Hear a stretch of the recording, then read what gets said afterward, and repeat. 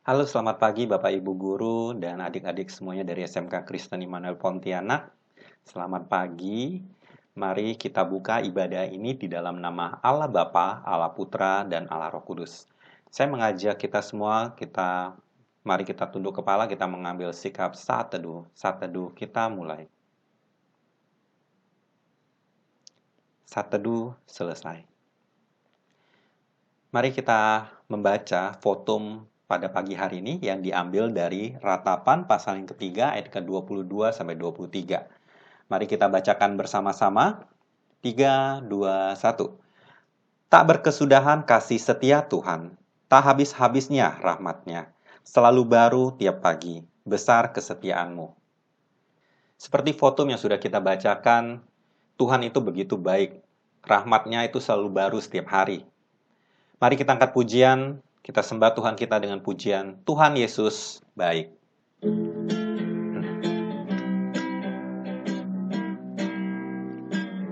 Tiada berkesudahan kasih setia-Mu Tuhan, selalu baru rahmat-Mu bagiku.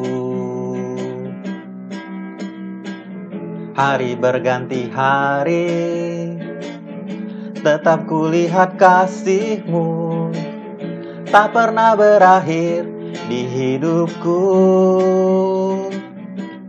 Tuhan Yesus baik, sungguh amat baik,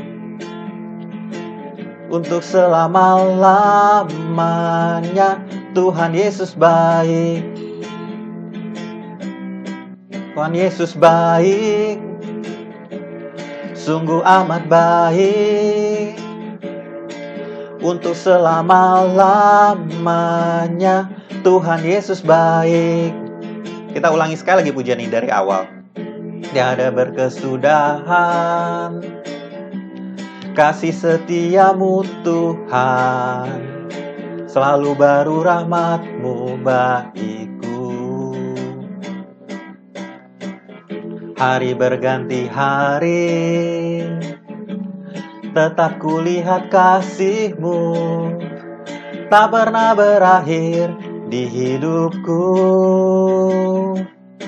Tuhan Yesus baik, sungguh amat baik, untuk selama-lamanya.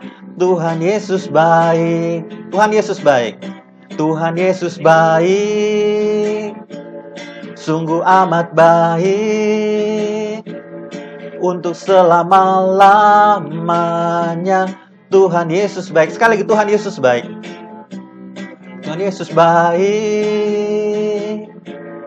sungguh amat baik, untuk selama-lamanya. Tuhan Yesus baik, lama-lamanya. Tuhan Yesus baik. Selanjutnya mari kita tunduk kepala, kita bersatu di dalam doa. Tuhan Yesus, terima kasih untuk kesempatan pada pagi hari ini kembali kami boleh disatukan kembali untuk beribadah secara online. Tuhan, berkati setiap kami yang ada di sini ya Tuhan. Kiranya kami boleh berkonsentrasi memusatkan perhatian kami sungguh-sungguh untuk waktu ini, waktunya untuk Tuhan, untuk kami beribadah di hadapan-Mu. Tuhan, berkati setiap sarana prasarana yang kami gunakan, kiranya boleh berfungsi dengan baik. Tuhan, kami juga berdoa menyerahkan untuk saya yang memimpin puji-pujian, untuk Sir Arifin yang mengiringi musik, dan untuk hamba-Mu yang akan menyampaikan firman Tuhan. Kiranya Tuhan pakai dengan luar biasa, agar boleh menyampaikan kebenaran firman Tuhan untuk setiap kami yang mendengarkan ibadah pada pagi hari ini ya Tuhan. Terima kasih ya Tuhan, kami berdoa menyerahkan sepenuhnya untuk ibadah pada pagi hari ini ke dalam tangan-Mu Tuhan, dari awal, pertengahan, sampai pada akhirnya. Hanya di dalam nama Tuhan kami Yesus Kristus, bersyukur dan berdoa. Amin. Tiba saatnya kita untuk memuji memuliakan Tuhan kita. Saya mengajak kita semua untuk menaikkan sebuah pujian yang berjudul Tiba Saatnya. Tiba saatnya kita berkumpul dari segenap suku dan bangsa untuk memuji memuliakan nama Tuhan. Mari kita angkat pujian ini sambil bertepuk tangan.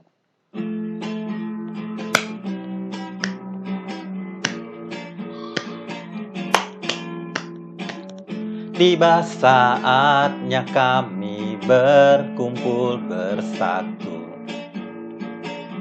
Dari segenap suku dan bangsa,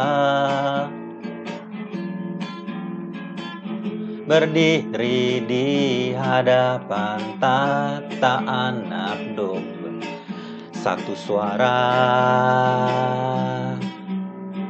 menyatakan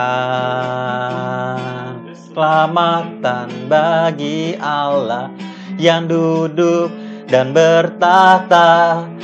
Kami naikkan pada Anak Domba pujian dan kekuatan, hormat dan kekuasaan, kemuliaan bagi Dia selamanya. Sekali lagi kita angkat pujian ini dari awal. Tiba saatnya kami berkumpul bersatu, dari segenap suku dan bangsa, berdiri di hadapan tahta Anak Domba, satu suara menyatakan keselamatan bagi Allah yang duduk dan bertahta. Kami naikkan pada Anak Domba pujian dan kekuatan, hormat dan kekuasaan, kemuliaan bagi Dia selamanya.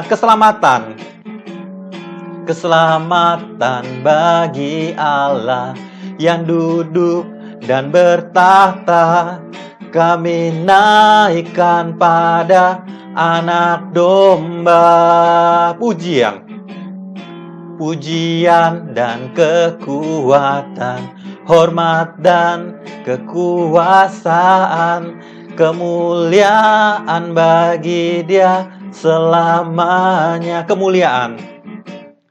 Kemuliaan bagi Dia selamanya.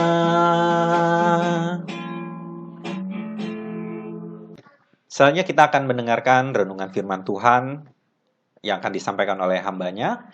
Mari kita angkat sebuah pujian, Jadikan Aku Indah. Mari kita datang kepada Tuhan dengan segala kerinduan kita, memandang keindahan Tuhan. Mari kita angkat pujian, Jadikan Aku Indah.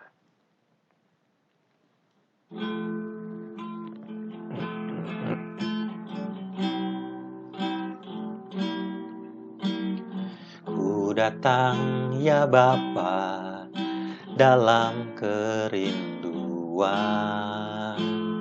memandang keindahan-Mu. Ku berikan segalanya, semuanya yang ada. Ku ingin menyenangkan hati-Mu, oh Tuhan. Jadikan aku indah, yang Kau pandang mulia, seturut karya-Mu di dalam hidupku. Ajarku berharap hanya kepada-Mu, taat dan setia kepada-Mu, Tuhan. Mari kita ulangi sekali lagi pujian ini dari awal.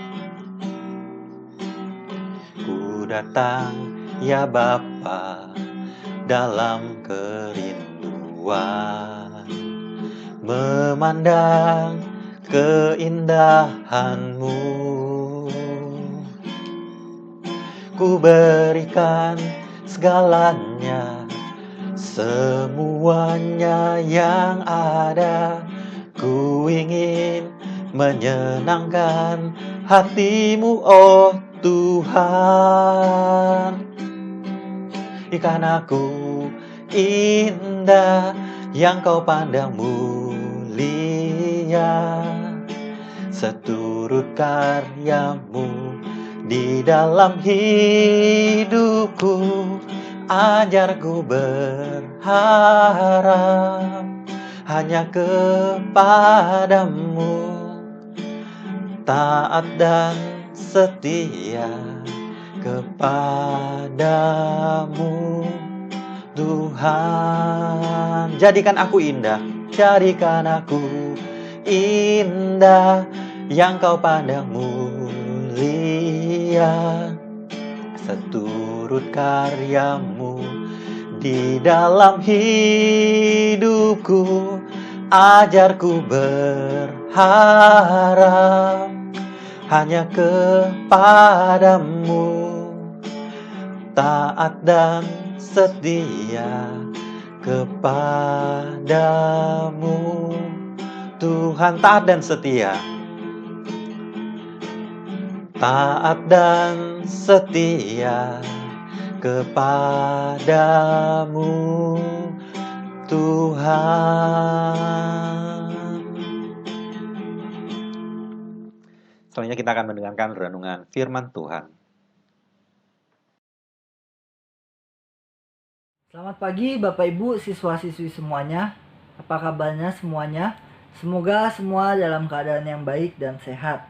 Kita bersyukur kalau hari ini kita bisa datang kembali ke hadapan Tuhan dan beribadah bersama. Terlebih kita boleh kembali mendengarkan firman Tuhan. Sebelum kita mendengarkan firman Tuhan, saya mengajak setiap kita untuk menundukkan kepala kita berdoa dan memohon pertolongan Tuhan. Bapa, kami bersyukur untuk kesempatan ini ketika kami boleh kembali diperlengkapi melalui firman-Mu. Kami serahkan waktu ini, kami memohon pimpinan-Mu bagi setiap kami. Mampukan kami untuk mendengar dengan baik, memahami, bahkan melakukannya. Berkati juga jaringan internet yang kami sedang gunakan. Di dalam nama Tuhan Yesus kami berdoa. Amin. Bapak Ibu, siswa-siswi semuanya, beberapa minggu ini kita sama-sama merenungkan tentang beberapa buah roh yang tercatat di dalam kitab Galatia. Ada beberapa hal yang sudah kita bahas. Kasih, sukacita, damai sejahtera. 3 hal ini sudah kita bahas. Dan hari ini kita akan melanjutkan kembali pembahasan kita mengenai buah roh yang ada di dalam Galatia pasal 5 ini. Saya akan membacakan Galatia 5 ayat 22 untuk kita semua. Tetapi buah roh ialah kasih, sukacita, damai sejahtera, kesabaran. Sampai di sini saja pembacaan Alkitab kita, karena tema tentang kesabaran inilah yang akan menjadi perenungan kita bersama hari ini. Bapak Ibu siswa-siswi sekalian, kalau kita ngomong tentang sabar atau kesabaran itu, apa yang langsung ada di dalam pikiran kita?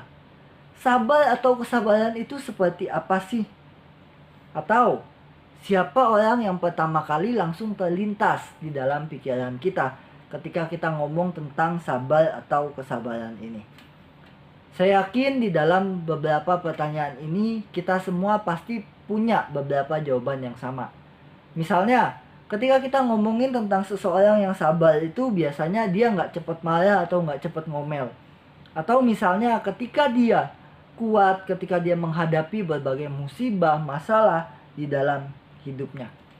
Tapi apakah kesabaran di dalam Alkitab hanya sebatas itu? Apakah kesabaran Alkitab di dalam Alkitab sama dengan kesabaran yang dimaksudkan oleh dunia ini? Bapak Ibu, hari ini kita akan belajar bersama-sama apa arti kesabaran di dalam Alkitab. Khususnya yang dikatakan Paulus dalam kitab Galatia pasal 5 ayat 22 sampai 23 ini. Kata kesabaran di dalam Galatia 5 ayat 22 di sini menggunakan kata Yunani makrotumia. Makrotumia. Nah, ada beberapa hal maksud dari kata makrotumia ini. Ada 2 hal Bapak Ibu siswa-siswi semuanya. Yang pertama adalah makrotumia atau kesabaran ini mencakup kekuatan, keteguhan, dan daya tahan. Hal ini bisa dilihat di dalam kaitannya dengan beberapa hal. Yang pertama, misalnya ketika seseorang mengalami musibah, bencana, atau kesulitan di dalam hidupnya. Ketika seseorang mengalami hal-hal yang sulit, musibah, hal-hal yang tidak diinginkan itu terjadi, tentu itu bukanlah sesuatu yang mudah. Kalau kita melihat banyak sekali kisah, ada banyak yang akhirnya down, tidak bisa melanjutkan hidupnya, tidak tahu harus berbuat apa, dan yang lain sebagainya. Tetapi hal ini akan menjadi berbeda ketika seseorang itu punya makrotumia atau sabar ini di dalam hidupnya. Di dalam menghadapi berbagai kesulitan, pencobaan, ia akan tetap punya kekuatan. Dia akan tetap teguh. Dia akan tetap mempunyai daya tahan di dalam menghadapinya. Bapak Ibu siswa-siswi semuanya, kalau misalnya ditanya, siapa sih orang paling sabar yang ada di dunia ini ketika menghadapi berbagai macam kesulitan atau pencobaan? Tentu mungkin kita akan memikirkan beberapa nama. Tapi di dalam Alkitab dicatat salah satu nama yang sangat sabar, yang punya makrotumia ini di dalam menjalani berbagai kesulitan hidupnya, yaitu Ayub. Kalau kita melihat kisah Ayub ya, dari pasal 1, kita bisa melihat berbagai kesulitan, pencobaan yang dialami oleh Ayub. Bukan dalam jangka waktu yang panjang, tetapi dalam jangka waktu yang sangat dekat. Di ayat 14 sampai ayat 15, Ayub itu pasal 1, Ayub itu kehilangan lembu sapi dan keledai yang ia miliki. Tidak lama setelah itu, di ayat 16, api dari langit menyambar dan membakar habis kambing domba serta penjaga-penjaganya Ayub. Tidak berhenti sampai di situ. Setelah itu dicatat juga bahwa ada orang Kasdim dengan pasukannya yang melakukan penyerbuan, merampas unta-unta milik Ayub dan memukul penjaga-penjaga Ayub. Tidak lama setelah itu, ada angin ribut yang terjadi yang akhirnya menewaskan semua anak-anak Ayub dalam jangka waktu yang sangat dekat. Tapi penderitaan Ayub itu tidak sampai di situ. Pasal 2 ayat 7 berbunyi seperti ini. Lalu ditimpanya Ayub dengan bara yang busuk dari telapak kakinya sampai ke batu kepalanya. Ada bisul-bisul seperti itu, nanah-nanah yang ada di tubuh Ayub. Begitu banyak, begitu kesulit pencobaan yang dialami Ayub di dalam hidupnya. Tapi Ayub punya kesabaran atau makrotumia yang dimaksud oleh Rasul Paulus di dalam Galatia 5 ayat 22 ini. Hal yang didapat, kesabaran yang didapat dari pengenalannya akan Tuhan, yang membuat dia pada akhirnya mampu menjalani kehidupannya. Kesabaran atau makrotumia yang pertama tadi adalah daya tahan, keteguhan, kekuatan. Yang pertama itu juga mencakup, yaitu kemampuan di dalam menghadapi berbagai musibah atau kesulitan hidup. Tapi bukan hanya itu. Makrotumia di sini juga adalah kekuatan, keteguhan, daya tahan untuk melawan emosi negatif atau kemarahan di dalam diri kita. Kenapa dikatakan hanya kemarahan di sini? Karena kata makrotumia ini seringkali dipakai untuk menjadi lawan kata kemarahan ini. Makrotumia memberikan kekuatan, daya tahan, keteguhan, sehingga kita bisa menolak untuk menyerah terhadap hawa nafsu atau ledakan kemarahan yang ada di dalam diri kita. Bapak Ibu siswa-siswi semua, beberapa waktu ini saya seringkali ketika membuka sosial media melihat berita mengenai orang yang marah atau ngomel-ngomel. Misalnya mengenai kasus yang beberapa kali ini terjadi, yaitu tentang pesanan online yang bisa dilakukan COD atau pembayaran di tempat. Di Boyolali misalnya, ketika paket COD itu datang, sudah diterima, penerima paket itu setelah membuka, membanting isi paket itu ke lantai, kemudian marah sama yang mengantarkannya. Karena pesanannya itu tidak sesuai dengan gambar yang dia lihat di toko online itu. Bahkan dia meminta agar barang itu dikembalikan saja ke toko tempat dia memesannya lagi. Tapi ada yang lebih parah dibanding itu, yaitu kejadian yang terjadi di Ciputat. Kurang lebih kejadiannya sama, yaitu pesanan tidak sesuai dengan apa yang mereka lihat yang ditampilkan oleh toko online itu. Ketika bapak ini mendapatkan pesanan itu, dia tidak terima karena dia merasa ditipu. Kemudian dia membanting paket itu. Dia mengembalikan paket itu dan meminta yang mengantarnya mengembalikan uang sejumlah 85.000 yang sudah dia bayarkan. Bahkan bapak ini sampai bilang seperti ini. Kalau kamu tidak membalikan duit itu, kamu dalam bahaya. Kalau kamu nggak balikin uang itu, kamu dalam bahaya. Di video itu juga diperlihatkan tidak lama kemudian bapak ini masuk ke dalam kamarnya, membawa sebilah pedang keluar dan ditodongkan, dihunuskan ke pengantar paket itu. Akhirnya pengantar paket ini mau tidak mau, sekalipun itu bukan kesalahannya, mengembalikan uang bapak ini. Tapi pada akhirnya kita bisa tahu apa yang terjadi.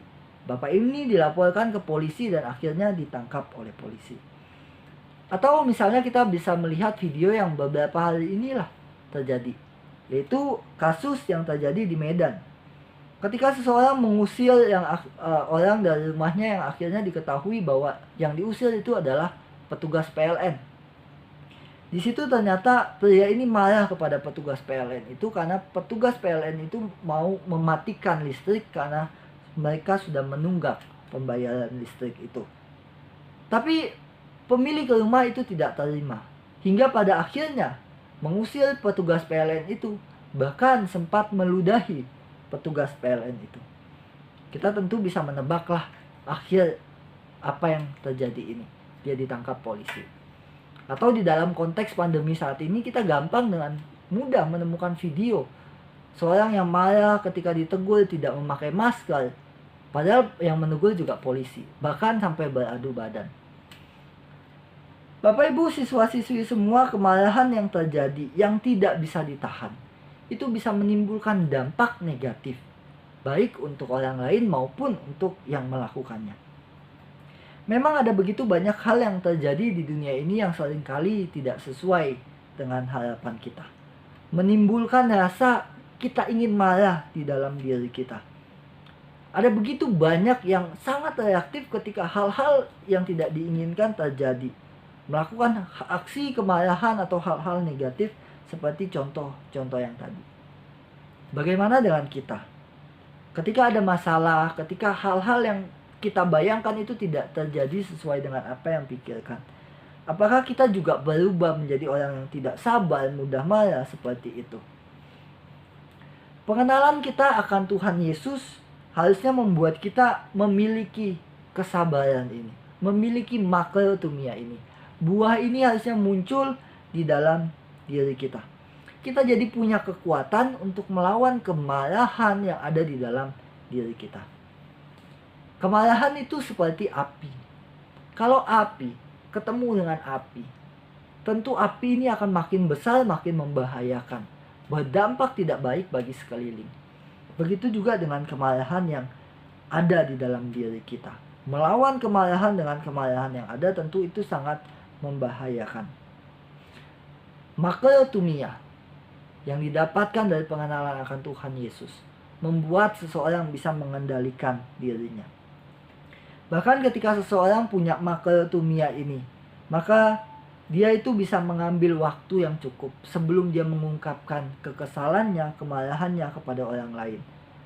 Ini yang akhirnya meminimalkan dampak negatif yang bisa terjadi. Bahkan ini juga yang bisa berarti ketika dia punya kemampuan untuk balas dendam, tapi dia lebih memilih untuk menahan dan tidak melakukannya. Secara nggak langsung, makrotumia ini juga menunjuk pada kemampuan di dalam diri kita untuk melawan hal-hal negatif yang ada dalam diri kita. Ada sebuah kalimat yang berbunyi seperti ini. Musuh terbesar kita adalah diri kita sendiri. Musuh yang paling besar dalam diri kita adalah diri kita sendiri. Kenapa seperti itu? Ada begitu banyak hal negatif yang bisa muncul dalam diri kita, apalagi ketika hal-hal yang tidak kita inginkan terjadi. Ketika kita tidak bisa menahannya, ketika kita tidak bisa mengendalikannya, ini akan sangat berdampak fatal, termasuk untuk diri kita. Kita bisa lihat contoh-contoh tadi. Maka dari itu jangan sampai hal itu terjadi baru kita menyadari semuanya. Kita harus memiliki makrotumia ini. Karena makrotumia ini bukan hanya menghindarkan kita dari bahaya-bahaya yang terjadi, tapi juga adalah seperti obat yang manjur yang bisa menghasilkan banyak hal baik di dalam diri kita. Itu yang pertama. Maksud makrotumia atau kesabaran yang Paulus tunjukkan di dalam Galatia 5 ayat 22 ini. Kemampuan, kekuatan, keteguhan, daya tahan untuk menghadapi berbagai keadaan di dunia ini. Yang kedua, maksud makrotumia ini bukan hanya tentang hal-hal yang tadi, bukan hanya sebatas hal-hal seperti yang diajarkan dunia. Tetapi makrotumia kesabaran di sini juga adalah gambaran mengenai kesabaran Tuhan pada manusia. Kesabaran ilahi atau Tuhan kepada manusia.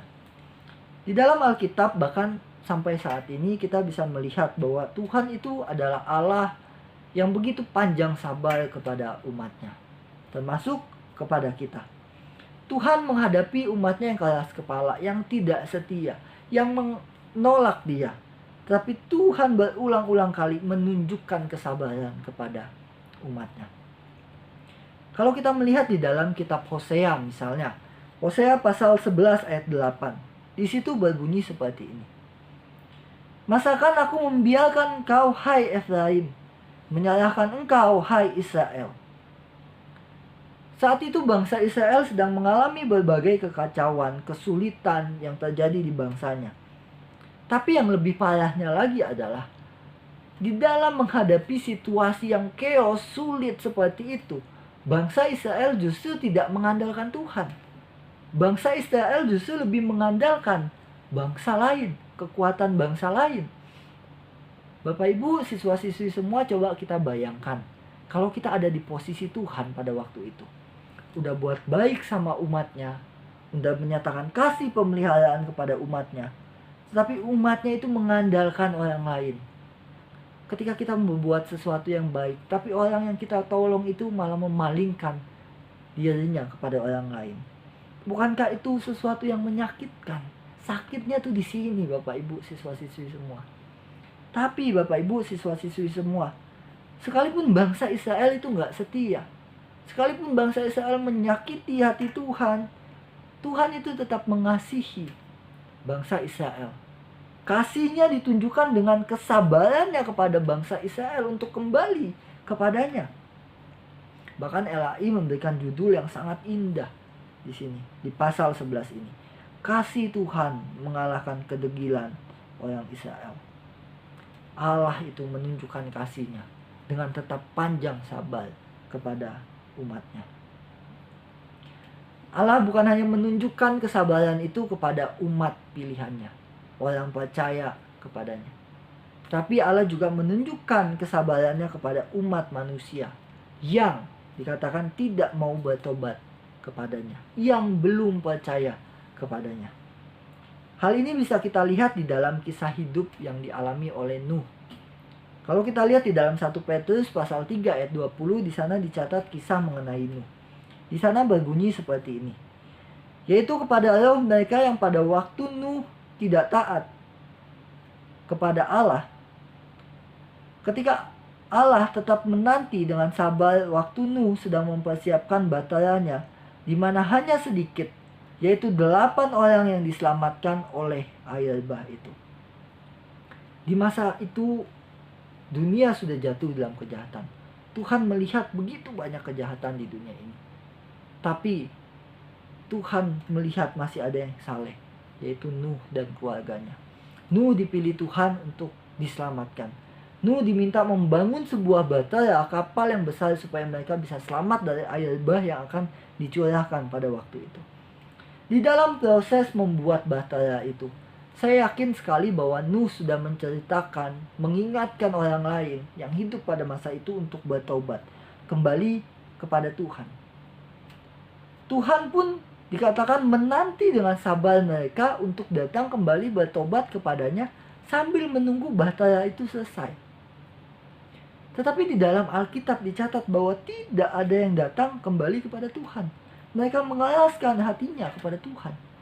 Jadi hanya Nuh, 7 orang lainnya, dan binatang-binatang yang dibawanya yang mengalami keselamatan. Di dalam penantian itu, Tuhan begitu sabar menunggu umatnya kembali kepadanya. Tuhan yang begitu sabar bahkan siap memberikan pengampunan ketika umatnya datang kembali kepadanya. Bapak Ibu siswa-siswi semua, kesabaran atau makrotumia ini adalah gambaran refleksi kesabaran Tuhan kepada manusia, yang di dalamnya juga terdapat nasihat, sebuah pesan untuk mengampuni. Jadi ketika kita mengalami situasi yang sulit, ada yang menyakiti hati kita, kita bukan hanya harus diam, bukan hanya harus menunjukkan kesabaran atau makrotumia itu, tetapi kita juga diingatkan untuk mengampuni mereka yang menyakiti kita, mengampuni mereka yang melakukan hal-hal yang tidak berkenan, yang begitu melukai kita. Kita belajar seperti Allah yang sekalipun sudah disakiti, Dia begitu sabar kepada umatnya, menanti umatnya kembali, bahkan membuka hatinya, mengulurkan tangannya untuk menyatakan pengampunan kepada umatnya. Kesabaran ini juga lah yang harus kita miliki di dalam hidup kita. Bapak Ibu siswa-siswi semua, pengenalan kita akan Tuhan harusnya membawa kita mengalami satu perubahan hidup, menuntun kita untuk menjadi semakin serupa dengan Tuhan. Dan salah satu hal yang Tuhan ingatkan hari ini adalah kita punya kesabaran seperti yang dikatakan oleh firman Tuhan. Kesabaran seperti yang diajarkan, ditunjukkan oleh Allah kepada kita. Kesabaran ini memampukan kita untuk teguh di dalam menjalani segala kehidupan. Bukan hanya meminimalisir dampak negatif, tapi juga lebih banyak hal baik yang kita bisa dapatkan. Dan kesabaran ini juga mengingatkan kita untuk menyatakan pengampunan kepada orang lain di sekeliling kita yang menyakiti hati kita. Mari kita berdoa. Tuhan, terima kasih untuk firman-Mu yang sudah boleh mengingatkan kami bagaimana Tuhan ingin kami menjadi anak-anak-Mu yang sabar di dalam menjalani kehidupan di dunia ini. Tolong kami bukan hanya memahaminya, tetapi juga mempraktekkannya, melakukannya di dalam hidup kami. Sehingga hidup kami pun menjadi hidup yang memuliakan, menyenangkan Tuhan. Di dalam nama Tuhan Yesus kami berdoa. Amin. Sungguh begitu indah renungan firman Tuhan yang baru saja kita dengarkan. Kiranya boleh menjadi berkat bagi kita semua yang sudah mendengarkannya.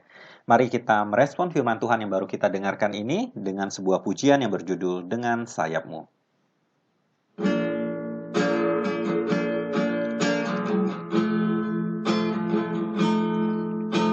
Firman-Mu berkata kau besertaku, maka kuat roh dan jiwaku. Tangan-Mu Tuhan selalu ku nantikan. Di setiap langkahku percaya, dengan sayap-Mu ku akan terbang tinggi.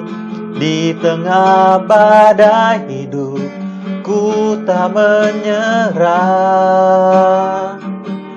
Kau kekuatan dan perlindungan bagiku, tolonganku di tempat maha tinggi. Ku mengangkat tanganku, aku berserah. Kau ku nantikan, Kau yang ku sembah, Yesusku, Rajaku.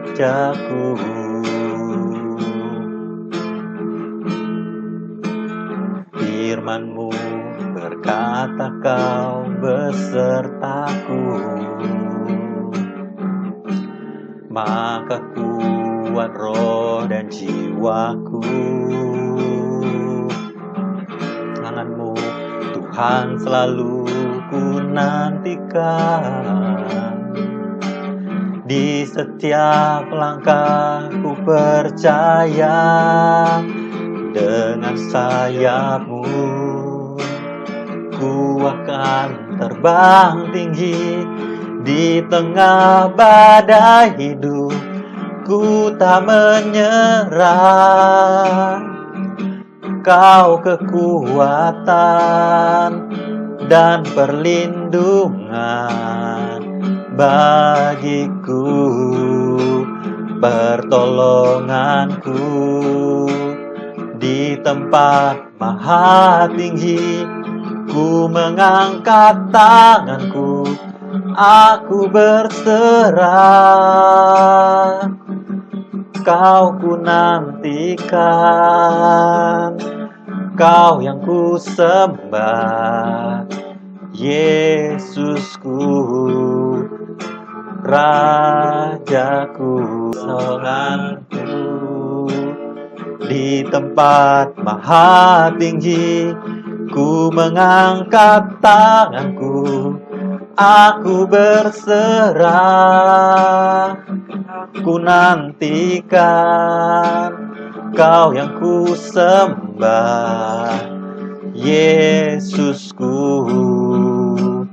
Rajaku, Yesusku, Rajaku.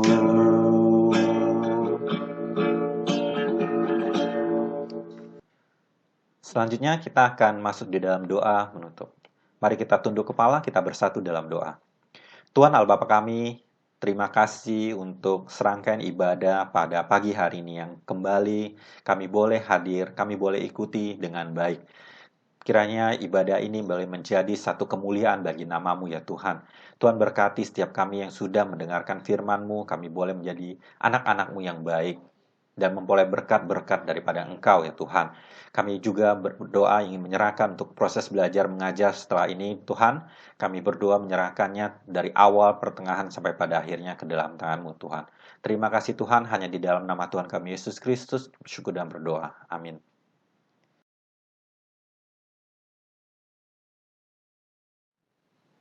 Baik, selamat pagi Bapak Ibu Guru dan adik-adik semua dari SMK Kristen Immanuel. Tuhan Yesus memberkati. Bye-bye.